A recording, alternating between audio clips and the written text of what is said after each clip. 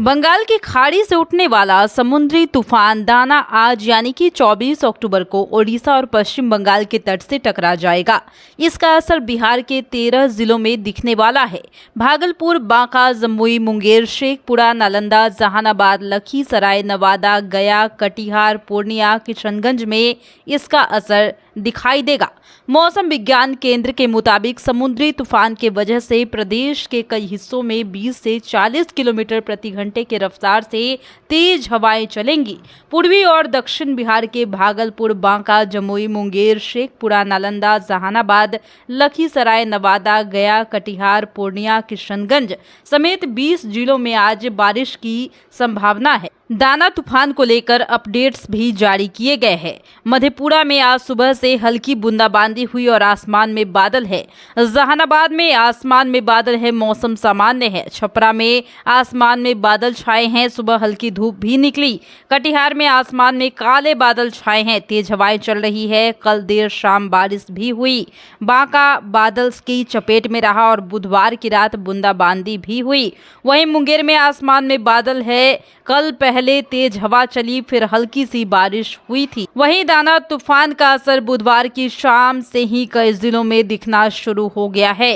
प्रदेश के कटिहार, मुंगेर और जमुई में अचानक से मौसम का मिजाज बदल गया और तेज हवाओं के साथ झमाझम बारिश होने लग गई। बताते चलें कि चक्रवाती तूफान का प्रभाव 24 अक्टूबर 2024 की रात और 25 अक्टूबर 2024 की सुबह को बिहार के पूर्वी भाग और दक्षिणी भाग के झारखंड से सटे जिलों में होगा।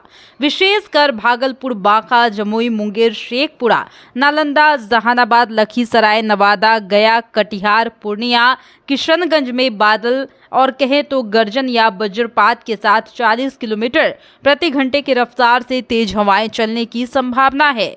24 से 26 अक्टूबर के दौरान दक्षिण बिहार और पूर्वी बिहार के जिलों के कुछ जगहों पर और बाकी हिस्सों के 1 या 2 स्थानों में हल्की से मध्यम दर्जे की बारिश की संभावना है।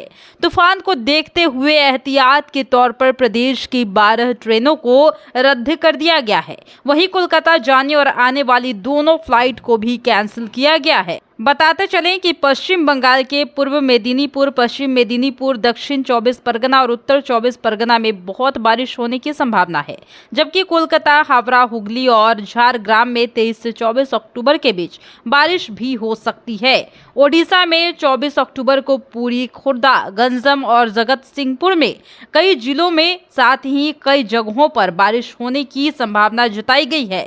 आंध्र प्रदेश के रायलसीमा क्षेत्र में भारी बारिश के साथ ही 30 से 50 किलोमीटर प्रति घंटे की रफ्तार से हवाएं चलेंगी।